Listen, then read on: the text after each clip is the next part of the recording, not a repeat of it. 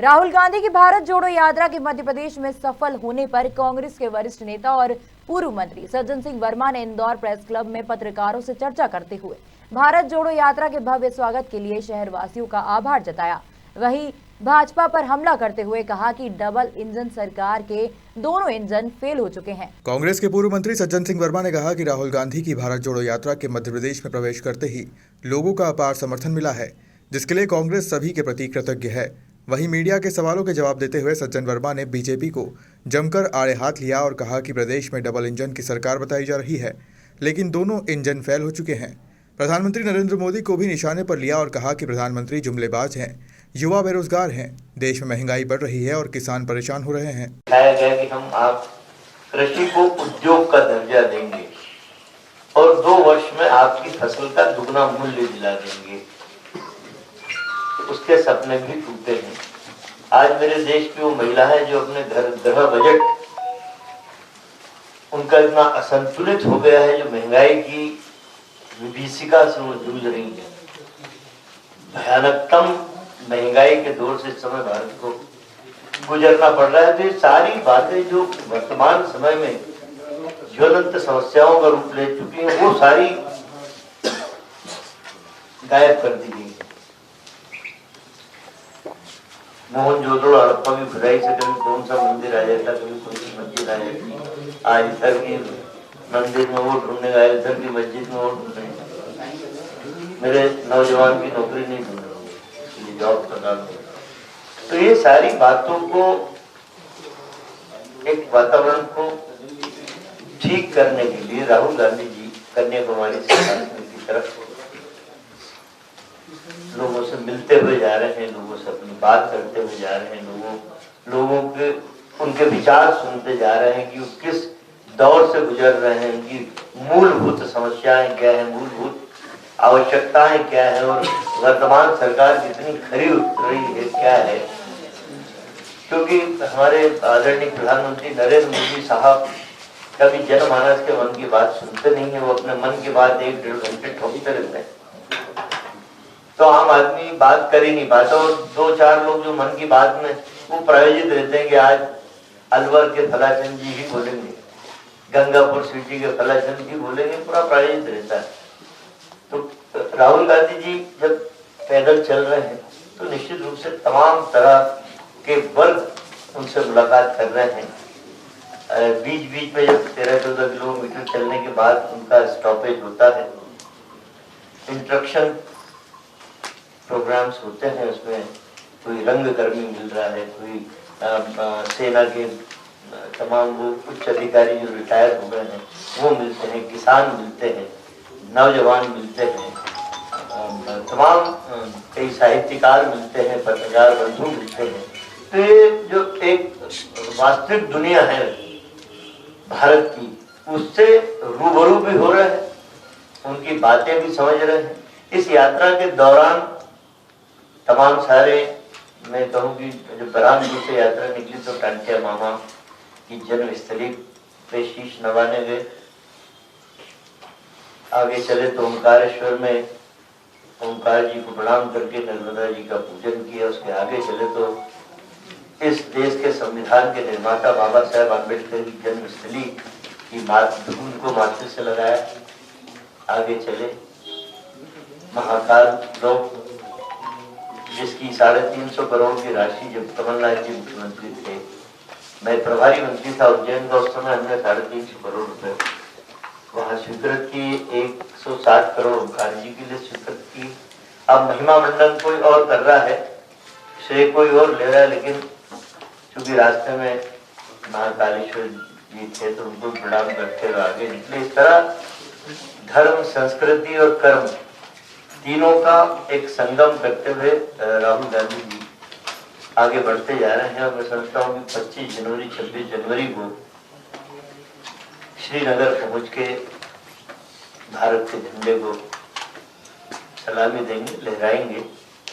तो एक लोगों को एक अच्छा वातावरण मिला है कि राहुल जी की यात्रा से एक नया, एक कांग्रेस को भी नए बदले रूप में देख रहे हैं। लेकिन एक बात बार बार पत्रकार साथी प्रश्न करते हैं कि आपको क्या राजनीतिक लाभ मध्य प्रदेश में राजनीतिक लाभ हुआ?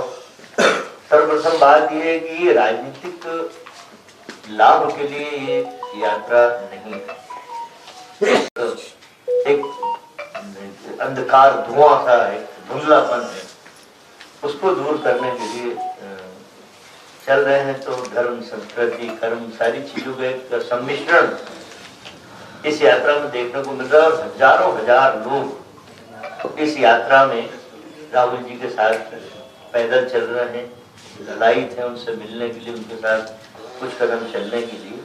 तो मेरा अनुरोध आप सब साथियों से ये कि जिस तरह जब भी कोई इस तरह की यात्रा होती है वो पवित्र उद्देश्यों के लिए होती है, चाहे महात्मा गांधी जी ने की हो, इंदिरा जी ने की हो, विनोबा भावे जी ने की हो, विवेकानंद जी ने की हो, ये पवित्र उद्देश्यों के लिए किसी पर्टिकुलर उद्देश्य की प्राप्ति के लिए इस तरह की यात्रा करना मैं ठीक भी नहीं मानता। यदि आपके मन में राष्ट्र प्रेम, देश प्रेम है और कुछ आप अपने नजरिए से ठीक करना चाहते हैं तो इस तरह की यात्राओं से प्रभाव पड़ता है, लोग प्रभावित भी होते हैं। ये यात्रा पवित्र उद्देश्यों के लिए और निश्चित रूप से एक बात जरूर निकल गई, पत्रकार साहब ने उससे पूछा था आगर में, उज्जैन में, 4 बजे उठ जाते हैं, 5:45 बजे चल देते हैं, तो कांग्रेस के लोगों को कम से कम जल्दी उठने की आदत तो पड़ गई है। बात सही भी है, हम जैसे लोग भी जल्दी उठ के दाढ़ की मजबूरी करने निकल जाते हैं अलग अलग जिलों में, पर ये बात सही है कि कुछ प्रेरणा तो कांग्रेस के कार्यकर्ताओं को मिली है कि सुबह जल्दी हो जाए, सूर्य नमस्कार करके हम कांग्रेस के प्रति जो हमारी निष्ठा है, जो हमारे कर्तव्य है, उसको हम पूरा करें। तो कुल मिला के बात यह है कि पूरे मध्य प्रदेश में आज कांग्रेस इस तरह की प्रेस वार्ता कर रही है ताकि हम अपनी बात कर सके, कुछ आप अपनी बातें करें। तो मैं मेरी बात को यही मैं विराम देता हूँ। यात्रा राजस्थान बॉर्डर प्रवेश कर रही थी तो वहाँ का एक वीडियो आया था जिसमें मंच पे राहुल जी ने कमलनाथ जी और दिग्विजय सिंह जी को गले मिलवाने का प्रयास किया था, उसको लेकर काफी राजनीतिक बातें हुई। तो ये संदर्भ क्या था, क्यों ये नौबत पड़ी कि गले मिलवाना पड़ा मंच पे? उन्होंने कहा कि अब तुम दो गले मिलो और जाओ, मुझे राजस्थान की यात्रा सुकून से करने दो, आप जाके वापस मध्य प्रदेश संभालो, क्योंकि 15 दिन आप लोग मेरे साथ रहे हो, तब जरा मध्य प्रदेश की खैर खबर लो, बढ़िया दोनों मिलकर काम करो। आज अखबार में छपा है, मैं कोई अखबार आज पढ़ रहा था, बड़ा जबरदस्त छपा है। अजय सिंह ने राहुल जी को कहा कि राहुल जी ये दोनों, बुजुर्ग सब दोनों वो छपेगा, ये दोनों हमारे महानुभाव किसी जवान से ज्यादा कैलिबर वाले हैं। आज के अखबार में बड़ी हेडलाइन, गले लगवाया जा रहा था, गले पड़ाया जा रहा था, ऐसा बीजेपी का कहना है। एक बात तो आपको मानना पड़ेगी, जब दिग्विजय सिंह जी मुख्यमंत्री बने थे उस समय कमलनाथ जी की भूमिका निश्चित रूप से बहुत ही जबरदस्त थी जब बने थे। उसके बाद जब कमलनाथ जी बने मुख्यमंत्री उस समय दिग्विजय सिंह की भूमिका सकारात्मक थी। तो जब दोनों मिलकर तालमेल से काम कर रहे हैं, अब वो यह घटनाओं का विश्लेषण हम अलग अलग नजरियों से करते हैं। मेरी नजर में तो यही था कि भाई हम दो यात्रियों ने बढ़िया यात्रा कराई मेरी, अब जरा 15 दिन की गेप हो गई, आप जाओ मध्य प्रदेश संभालो और फिर जीत के दिल्ली। यहाँ तो ये भी जाता है कि जो सरकार गिरी है उसमें भी दिग्विजय सिंह की बड़ी जबरदस्त भूमिका रही है। अब जो प्रत्यक्ष दिख रहा है दूसरा सिंधे, उसका नाम ही नहीं सकता है। बदनावर सीधे सीधे दोगला बन करके आदमी बहुत लोगों को लेके भाग गया। अब मैं दिग्विजय सिंह जी को क्या जो दोषी है वो भी लहराता फिर रहा है जवान। उन्होंने कहा है कि देश में यदि संविधान बचाना है तो प्रधानमंत्री नरेंद्र मोदी की हत्या जरूरी है। आप क्या वाकिफ हैं इससे? इत्तेफाक है? मैंने सुना है उनका बयान, में देख रहा था टीवी से बैठा हुआ था। शब्दों का चयन निश्चित रूप से बहुत ही, यदि राजनीतिक और सामाजिक जीवन में आप हो तो शब्दों के चयन को बहुत सावधानी पूर्वक आपको कहना पड़ेगा। अपने मुखार में से निकालो, भावनाएं इतनी तीव्र हो गई, उद्वेलित हो गए। लेकिन मैं कांग्रेस पार्टी के वरिष्ठ नेता के हैसियत से मैं अपने देश के प्रधानमंत्री आदरणीय नरेंद्र मोदी साहब के दीर्घ जीवन की कामना करता हूं और आशा करता हूं कि उनका प्रधानमंत्री का जो समयावधि है, कार्यकाल है, वो सफलतापूर्वक वो पूरा करें। वातावरण भारत की फिजाओं में सत्ताधारी दल नरेंद्र मोदी जी आरएसएस के द्वारा बना दिया गया है, जहां एक बार फिर धर्म, मजहब, जाति, मंदिर मस्जिद का भेदभाव, फिर इस तरह का एक दूषित वातावरण, उसमें वो देश की तमाम समस्याएं विलीन होकर रह गई हैं, विलुप्त होकर रह गई हैं। जैसे मेरे देश के नौजवानों को जॉब, जो कि एक जीवा स्वप्न दिखाया गया था नरेंद्र मोदी जी ने सरकार बनाने के पहले, वो प्रश्न गौण हो गया, क्योंकि हमने वातावरण ऐसा बना दिया कि चर्चा सिर्फ उसी पे होगी, धर्म, जाति, मजहब, मंदिर।